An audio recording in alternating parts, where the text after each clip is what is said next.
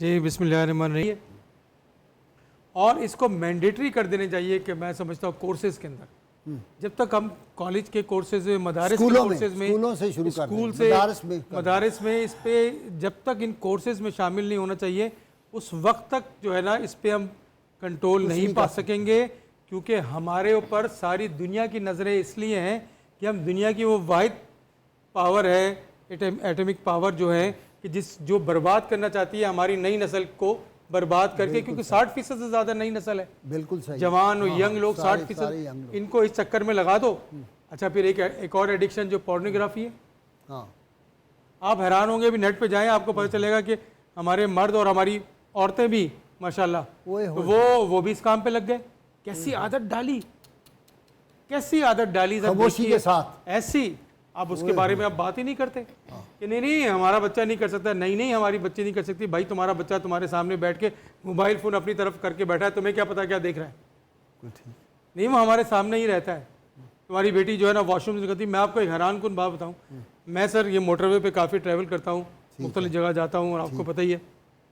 तो मैंने ये जो मोटरवे पे रेस्ट रूम बने हुए, तो ऐसी बात होने लगी। मैंने कहा यार मैं वॉशरूम में गया तो अजीब किस्म की बदबू मैंने फील की, जबकि वो पैसे काफ़ी महंगे वाला 100 रुपये वाला टिकट है या पता नहीं 70 रुपये वाला। उन्होंने मुझे अजीब बात बताई। उन्होंने कहा कि जी बहुत से यंग बच्चे बच्चियाँ वॉशरूम में आते और यहाँ नशा करके आगे चले जाते। ओए होए, अरे यार खुलेआम हो रहा है, खुद जो है ना वो गार्ड बता रहा है, तो आपका काम नहीं है इसको रोकें क्या? ये अच्छा इतना बड़ा अलमिया है कि पाकिस्तान में ना बनता है ना पैदा होता है, तो फिर ये वहाँ अफगानिस्तान से लाहौर तक, कराची तक, इस्लामाबाद तक पहुँचता कैसे है भाई? वहीं पे रोकें इसको किसी तरह से। बिल्कुल ठीक है। तो ये जब तक हम इसकी सिविलिटी को और इसकी बर्बादी को अच्छी तरह नहीं समझेंगे। देखिए सर, मैं हमने तो उस महकमे के लोगों को बारहा दफ़ा रिक्वेस्ट की कभी है, वो आते ही नहीं। एक आध दफ़ा कोई आ गया, वो भी बड़े हमने कोशिश की, उनको आना चाहिए मीडिया पे। मैं उनके जिम्मेदारान से मेरी बात हुई, उन्होंने कहा नहीं हमें ऊपर से ऑर्डर नहीं है। भाई यही तो काम है कि आप मीडिया पे बैठ के बताएं कि ये बर्बादी हो रही है। सर देखिए हमारे साथ हो क्या रहा है, हमारे साथ हो रहा है कि हमें इन चक्करों में डाल के दिन भर टीवी पे दूसरे मौज़ूआत को डाल के हमारी नस्ल को उन्होंने बर्बाद कर किया हुआ है, ताकि हम वो टीवी पे वही देखते रहें और पीछे वो काम करते रहें। फॉर एग्जाम्पल मैं तो हमेशा ये बात करता हूँ, यहाँ पे अभी आप सांप छोड़ दें, देखिए कैसा प्रोग्राम चलता है। बिल्कुल सही बात, चलेगा प्रोग्राम। ओए जबरदस्त। जितने हम मेरे जैसे और आप सब लोग यहाँ से ऐसी दौड़ लगाएंगे, सारा टीवी का प्रोग्राम खत्म। ऐसा ही ये वही कर रहे हैं, वो इन चक्करों में डाल के वो सांप हमारे पास डाल दिया है टीवी के जरिए, मोबाइल फ़ोन के जरिए, और पीछे जो है ये नशे की जो है ना वो बर्बादी इन्होंने मचा दी है हर तरीके से। और इसमें इतनी बड़ी इनकम है। कहते हैं कि रेप्टाइल की जो है ना वो जो तिजारत है, जो ये अजदहों की और इसकी जूतों में इस्तेमाल होते हैं, या मगरमच्छों की खालों की, या हाथी दांतों की, उससे भी ज़्यादा इनकम अब होने लगी। पहले नंबर 1 वो होता था, अब नंबर 1 ये है नशा। और आप ये देखिए ना इनकम कहाँ से आ रही है सारी। ये इतनी वॉर जो हो रही है कहाँ से क्यों हो रही है? इसको मुसीबत पड़ी हुई है यहाँ पे लड़ने के लिए। और क्यों पाकिस्तान जो है ना वो पानीपत की जगह बना हुआ है। जैसे पानीपत में हर लड़ाई होती थी किसी और की, हम लोग क्यों इस्तेमाल हो रहे हैं? और उसकी मेन वजह यही है कि मेल नरिश बच्चे पैदा हो रहे हैं, उनको 5 लाख रुपए दें, वो धमाका करवा दें उनसे। आप बिल्कुल 5 लाख ही, मुझे तो किसी ने कहा 50,000 दे दें, लाख रुपए दे दें। तो सर देखिए इस पर जब तक हम बात नहीं करेंगे और इंटेलेक्चुअल लोग, आप जैसे लोग और ये सारे हमारे स्कॉलर्स इस पे बार बार नहीं बात करेंगे, तो हमारा घर कैसे बचेगा? डॉक्टर साहब, मैं सूफी अरशद मोहम्मद साहब से आप भी मिले होंगे, सूफी बरकत साहब के जो लाहौर के हेड है, उनका घर अलामा इकबाल टाउन है। तो मैं कई दफ़ा वो बुलाते हैं हमें खाने वाने पे, बड़ा उनका दस्तरखान।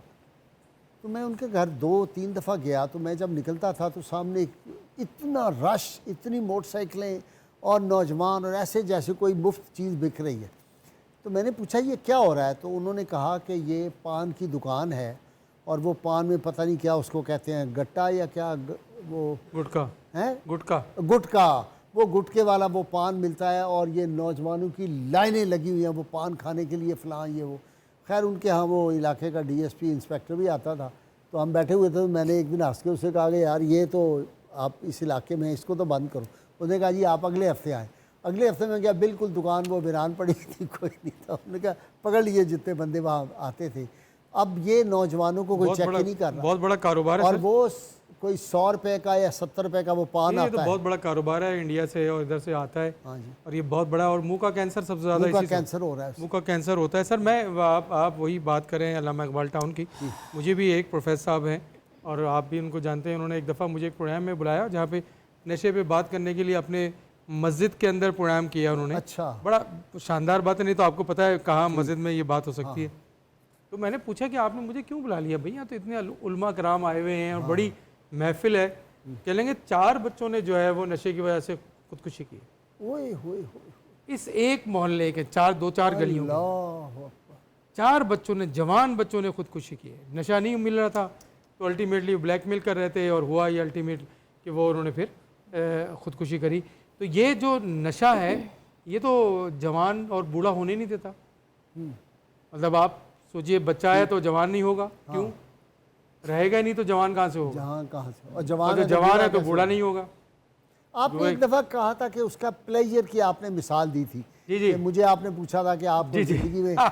कब कोई बहुत जी जी, ज़्यादा मैं खुशी उसकी हुई? बड़ी मिसाल हाँ। जो वो मिसाल यही है कि आपको ज़िंदगी में जो सबसे बड़ी खुशी मिली है वो कौन सी, ज़रा बताएं। हाँ, अजय साहब से पूछ लेते हैं। नहीं, मैंने बताया कि मेरे बेटा जो था वो हाई कोर्ट बार का इलेक्शन, बैरिस्टर अनस जो था, अनस गाजी, वो जीता।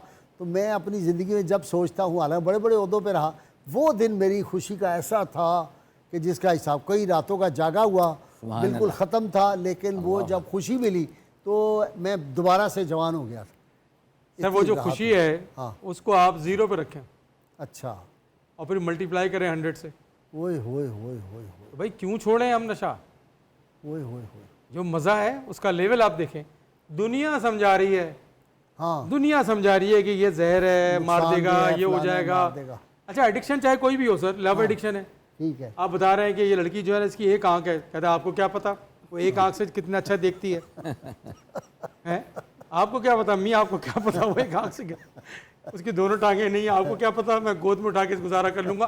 कहने का मकसद ये है कि जो एडिक्शन है इसमें जो हार्मोन्स निकलते हैं वो इतने हाई लेवल के होते हैं, दुनिया कुछ समझा ले। तो कहने का मकसद ये है कि बड़ा एक प्रोसेस है जिससे गुजारना है।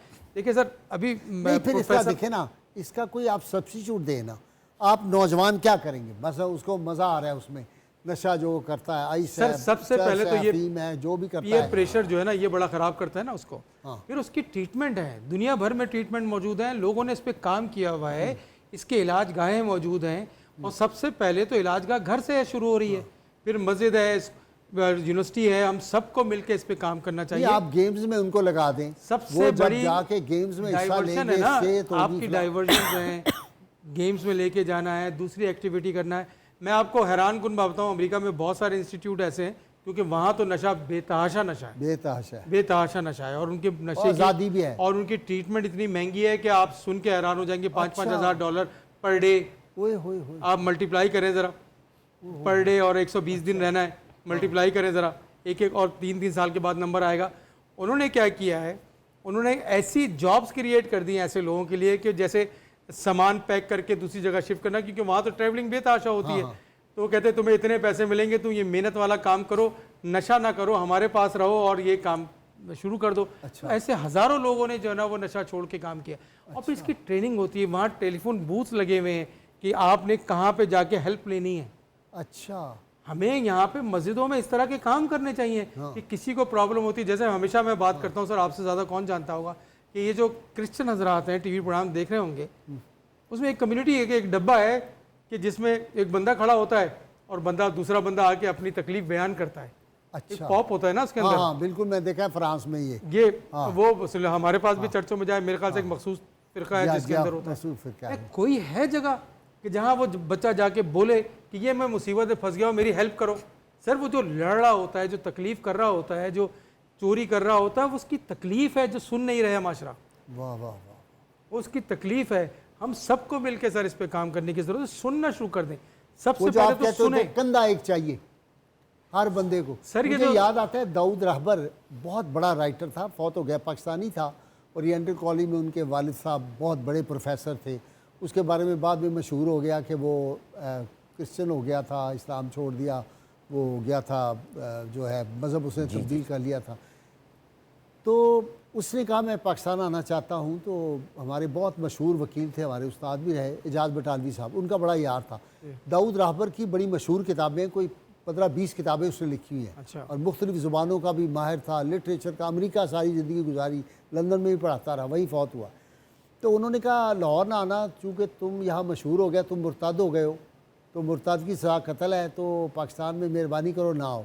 उसने कहा नहीं, मैं आना चाहता हूँ, हर कीमत पे आना चाहता हूँ, मैं छुप के आ जाऊँगा। उन्होंने कहा क्यों आना चाहती हो, ये फ़िक्रा आप सुने। कहने लगा यार मेरा दिल करता है, मैंने बहुत पैसा कमा लिया, बहुत शोहरत नामवरी, अली हजवेरी की दीवार के साथ आके मैं अपनी गाल लगा के ना वहाँ अपने दिल के दुखड़े बयान करूँ।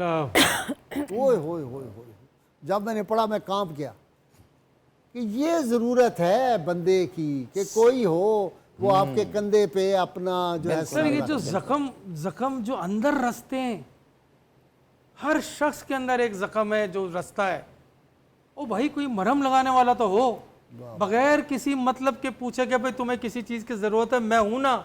हाँ सर ये मैं हूं ना कहाँ से लाएं? हमने छोड़ दिया अपने बुज़ुर्गों को, हमने छोड़ दिया बुज़ुर्गों को, वो घर में रहने वाले बुज़ुर्ग, जो वाकई में खानखाओं में और ऐसी जगहों पे जो बुज़ुर्ग होते थे,